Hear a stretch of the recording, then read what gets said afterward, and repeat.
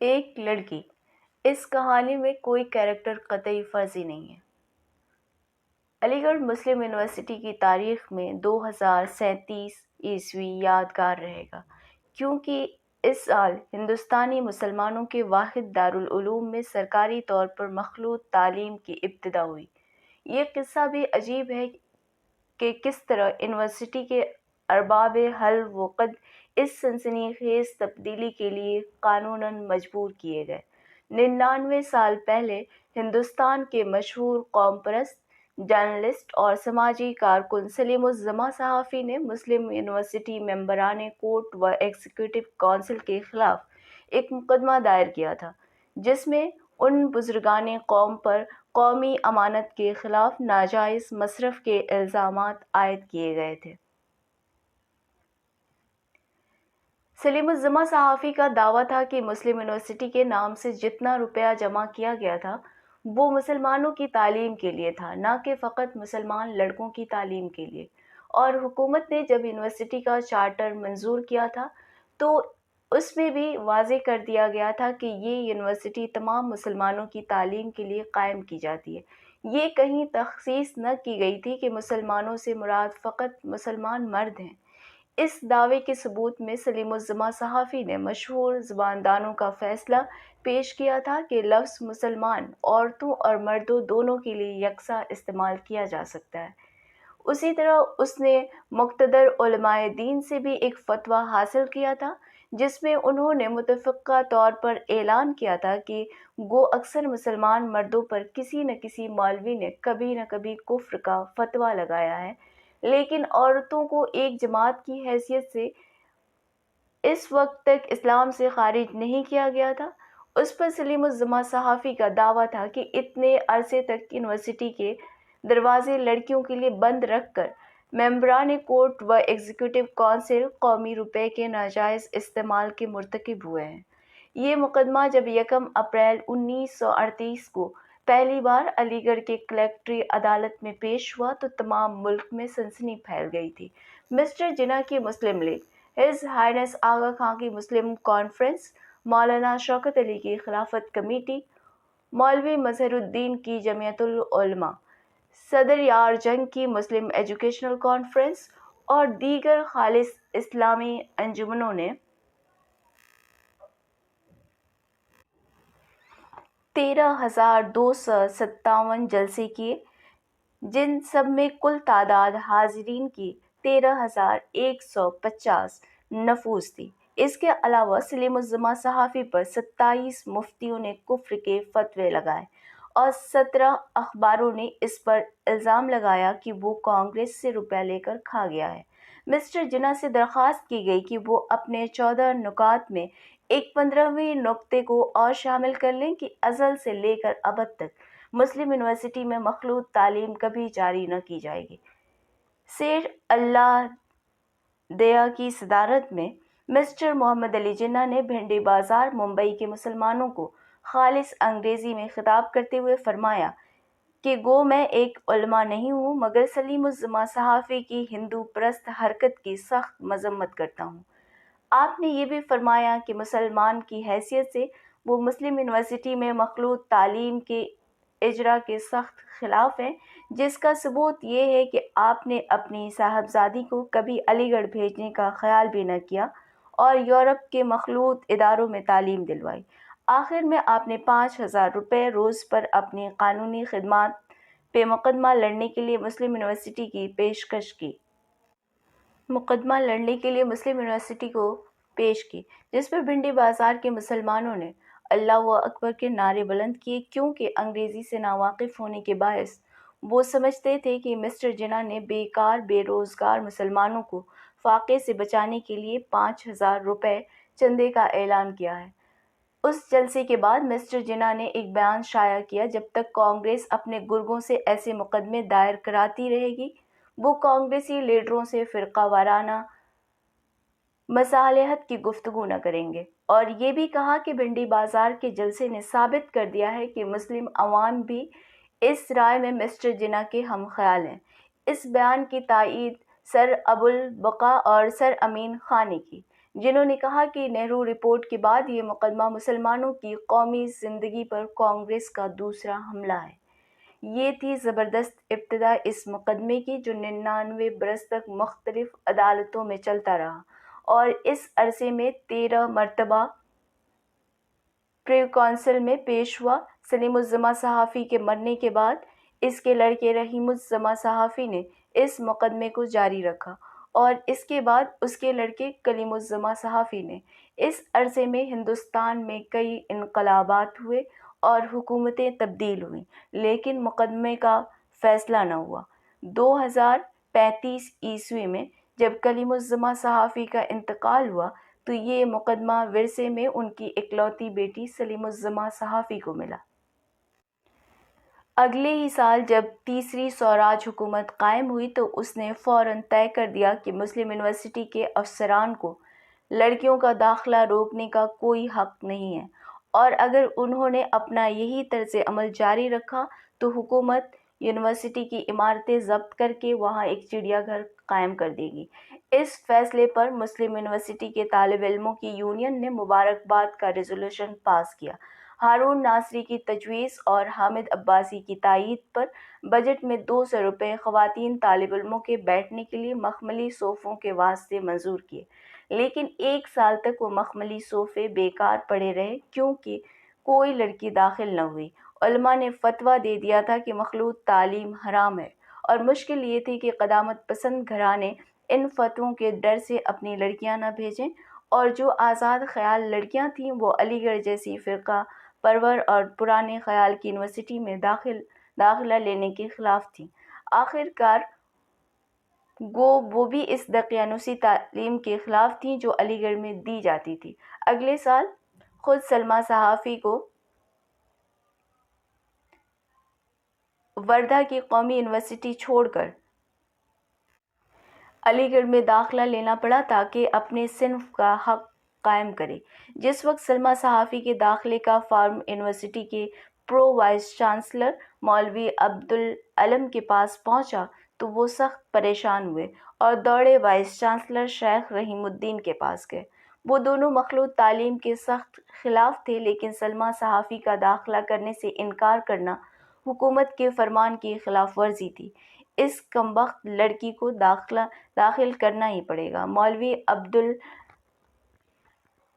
ابوالعلم بولے، لیکن طالب علم لڑکیوں کے لیے کچھ ایسے قوانین بنائے جائیں جن سے گھبرا کر وہ یونیورسٹی میں داخلے کا خیال ہی چھوڑ دیں۔ اگلے روز یونیورسٹی کی ایگزیکٹو کونسل کا جلسہ منعقد ہوا تاکہ صورتحال پر غور کیا جائے۔ نواب طاؤس یار جنگ اچکائی نے تجویز پیش کی کہ طالب علم لڑکیوں کے لیے ایک خاص بورڈنگ ہاؤس تعمیر کیا جائے جس کی دیواریں 220 گز اونچی ہوں، اور اس بورڈنگ سے لے کر لیکچر کے کمروں تک ایک سرنگ بنائی جائے جس کے ذریعے سلمیٰ صحافی لیکچر سننے جایا کرے۔ اس کے علاوہ ہر لیکچر روم میں چاروں طرف سے ایک بند کوٹری بنائی جائے جس میں سرنگ کا راستہ نکلتا ہو، اور اس کوٹری میں بجائے دروازے یا کھڑکی کے 4 باریک سوراخ ہوں جن میں سے پروفیسر کی آواز پہنچ سکے۔ اس تجویز کی زبردست موافقت مولانا لقمان نے کی اور بالاتفاق رائے منظور ہو گئی۔ اس کے بعد پروفیسر عبدالصدیق رشیدی نے تجویز پیش کی کہ جس طرح طالب علم لڑکوں کے لیے سیاہ بند گلے کا کوٹ اور 18ویں صدی ٹرکی کی ٹوپی پہننا لازمی تھا، اسی طرح طالب علم لڑکیوں کے لیے کالا برقع پہننا لازمی قرار دیا جائے۔ یہ تجویز بھی منظور کر لی گئی۔ اب خداوندان یونیورسٹی نے اطمینان کا سانس لیا۔ اب ان کو یقین تھا کہ سلمیٰ صحافی کبھی یونیورسٹی میں داخلہ نہ لے گی۔ سلمیٰ کو جب ان قوانین کا علم ہوا تو وہ بڑی گھبرائی، لیکن کچھ سوچ کر اس نے محکمہ تعلیم و حفظان صحت کو ایک خط لکھا اور ان قوانین کی طرف توجہ دلائی۔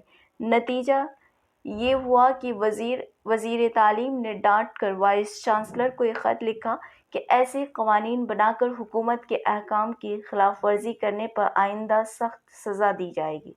اس کے علاوہ محکمہ حفظان صحت کے ایک انسپکٹر نے یونیورسٹی کا معائنہ کرتے ہوئے لڑکیوں کے بورڈنگ اور سرنگ دونوں کو خلاف قانون قرار دے کر مسمار کرا دیا۔ ایگزیکٹو کونسل کا ایک جلسہ فوراً صورتحال پر غور کرنے کے لیے منعقد کیا گیا۔ مولوی عبدالعلیم نے فرمایا کہ مسلم یونیورسٹی کا مسلک ہمیشہ حکومت کی اطاعت رہا ہے، اس لیے ان کے لیے اس کے سوا کوئی چارہ نہ تھا کہ سلمیٰ صحافی کو بے پردہ تعلیم حاصل کرنے کی اجازت دے دیں۔ وائس چانسلر نے بھی کہا کہ بحالت مجبوری ان کو ایسا ہی کرنا ہوگا۔ باقی 8 ممبران کونسل نے کہا، جیسا آپ کا حکم سرکار، اور جلسہ برخاست ہو گیا۔ مسلم یونیورسٹی کی تاریخ میں اتنا بڑا انقلاب کبھی نہ ہوا تھا جتنا ایک لڑکی سلمیٰ صحافی کے داخل ہونے پر ہوا۔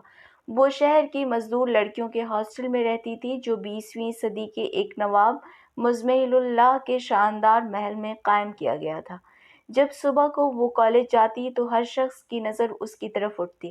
وہ حسین نہ تھی لیکن نوجوان عورت علی گڑھ میں ہمیشہ سے ایک نایاب شے رہی ہے۔ یہ پہلی بار تھی کہ یونیورسٹی کے چند ہزار طالب علموں نے ایک لڑکی کو طالب علم کی حیثیت سے دیکھا۔ سلمیٰ نے 20ویں صدی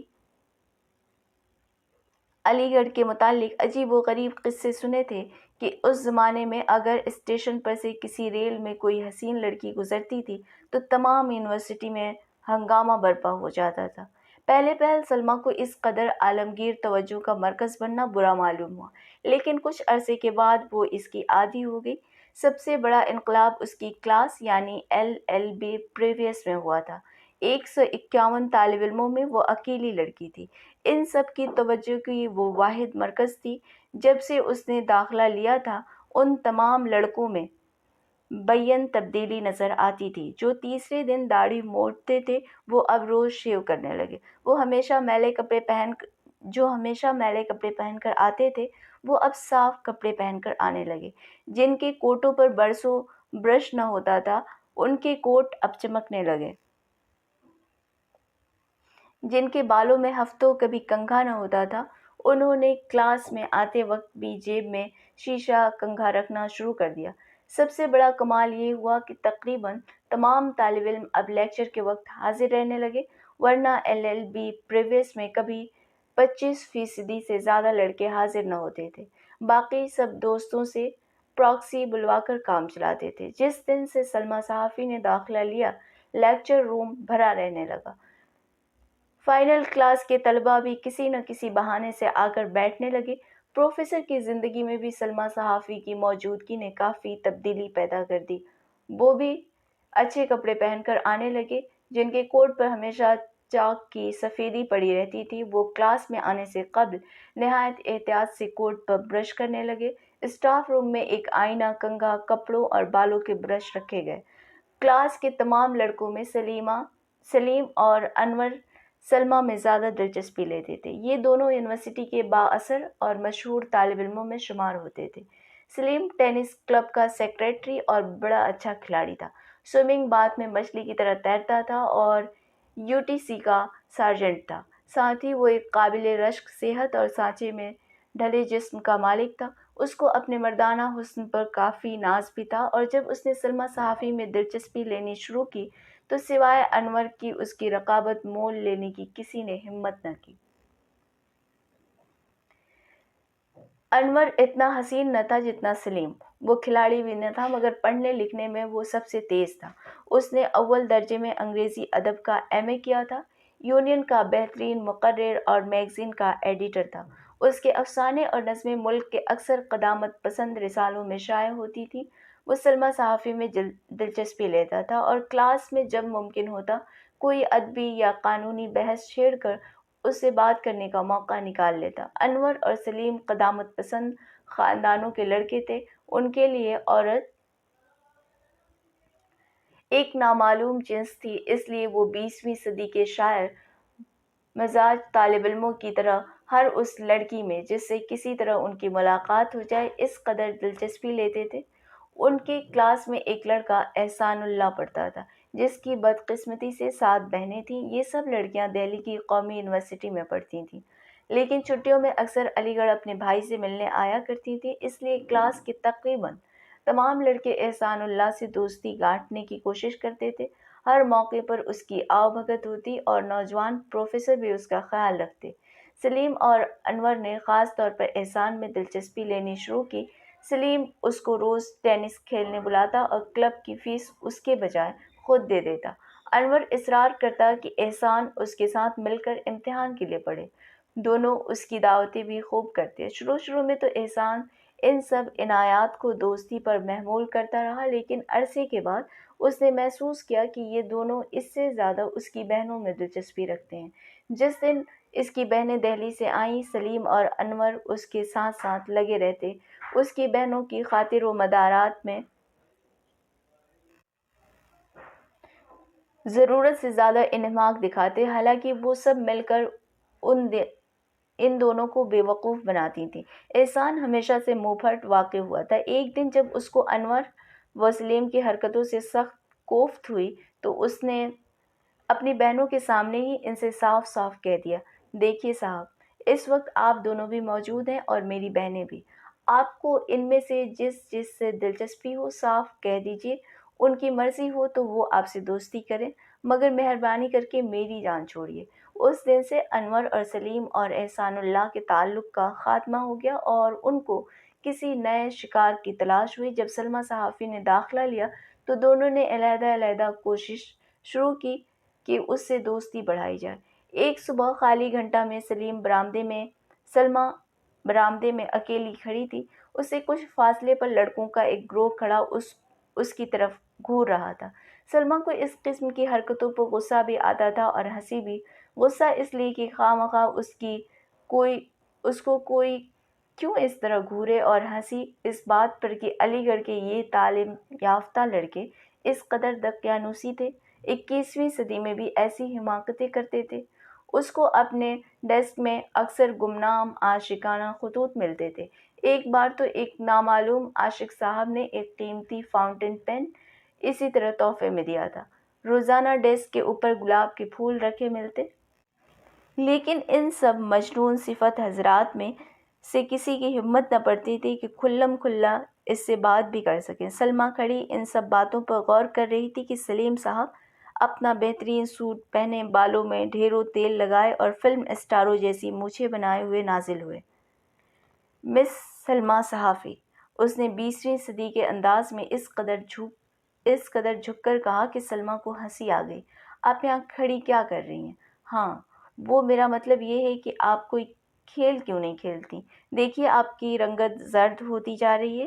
وہ تو آپ نے سنا ہی ہوگا، all work and no play makes Jack a dull boy. مجھے معلوم ہوا ہے کہ آپ وردھا میں ٹینس کی بہترین کھلاڑیوں میں شمار ہوتی تھیں، تو آپ ہمارے سوئمنگ باتھ کلب میں آج شام کو ٹینس کھیلنے آئیے نا۔ وہ سانس لینے کے لیے رکا تو سلمیٰ نے کہا، شکریہ، میں اب تک تو اس لیے کھیلنے نہ آئی تھی کہ شاید وائس چانسلر صاحب لڑکوں کے اخلاق خراب کرنے کے جرم میں مجھے یونیورسٹی سے نکال دیں۔ سلیم اپنے آپ کو آزاد خیال اور ترقی پسند سمجھتا تھا۔ ارے آپ بھی کیا کہتی ہیں، کس کی مجال ہے کہ آپ کو یہاں سے نکال دیں؟ ہم سب یونیورسٹی چھوڑ دیں گے۔ آپ شاید مجھ سے واقف نہیں ہیں، پچھلے سال ٹکڑوں میں میٹھا کم ہونے پر میں نے 1 مہینہ تک ڈائننگ ہال کا اسٹرائیک کرا دیا تھا۔ آپ بے فکر ہو کر آج ہی سے کھیلنے آئیے۔ سلمیٰ نے اپنی جان چھڑانے کے لیے وعدہ کر لیا اور کہا کہ وہ اسی مقام پر شام کے 5 بجے ملے گی، اور پھر دونوں اکٹھے سوئمنگ باتھ لان پر ٹینس کھیلنے جائیں گے۔ سلیم اس سے رخصت ہو کر خوش اپنے کمرے کی طرف چلا۔ راستے میں سوچتا جا رہا تھا کہ میں سلمیٰ کو اپنے ساتھ ڈبلز میں سلمیٰ کو اپنے ساتھ کھلائے گا تاکہ پارٹنر پکار کر پہلے ہی بے تکلفی بڑھا لے۔ ہاسٹل کے دروازے میں داخل ہو رہا تھا کہ بغل میں کتابیں دبائے انور آتا ہوا ملا۔ کہاں جا رہے ہو؟ گھنٹہ تو خالی ہے، اس نے کہا۔ وہ میں تو ایسے ہی جا رہا ہوں، انور نے جواب دیا، ذرا لائبریری سے چند کتابیں لانی ہیں۔ مگر ہاسٹل سے نکلتے ہی بجائے لائبریری کے انور نے لیکچر روم کا رخ کیا۔ سلمیٰ اب تک برآمدے میں کھڑی تھی۔ قدم بڑھاتے ہوئے اس کے پاس پہنچ کر عاشق جانباز نے بھی تنہائی میں گفتگو کا یہ موقع غنیمت جانا اور فوراً تقریر شروع کر دی۔ مس سلمیٰ صحافی، آداب عرض ہے، گستاخی معاف کیجیے گا، مگر میں دیکھتا ہوں کہ آپ کورس کی کتابوں کے علاوہ عام لٹریچر میں کوئی خاص دلچسپی نہیں لیتی۔ آخر کیا وجہ ہے؟ آپ کو لائبریری میں بھی کبھی آتے نہیں دیکھا۔ اس طرح لاپرواہی سے تو آپ کی واقفیت عامہ صفر ہو کر رہ جائے گی۔ سلمیٰ نے شکریہ ادا کرتے ہوئے جواب دیا، تازہ کتابیں تو میرے پاس برابر آتی رہتی ہیں، مگر میرا خیال تھا کہ یونیورسٹی لائبریری میں شاید میرے کام کی کتابیں نہ ملیں۔ میں نے سنا ہے کہ یہاں اشتراکی لٹریچر کی ممانعت ہے۔ اوہو، آپ بھی کس زمانے کی باتیں کر رہی ہیں؟ انور نے جلدی سے کہا۔ اب تو جب سے قومی حکومت قائم ہوئی ہے، ہمارے پرو وائس چانسلر صاحب نے حکم دیا ہے کہ لائبریری میں انقلابی کتابوں پر سے ممانعت اٹھا لی جائے۔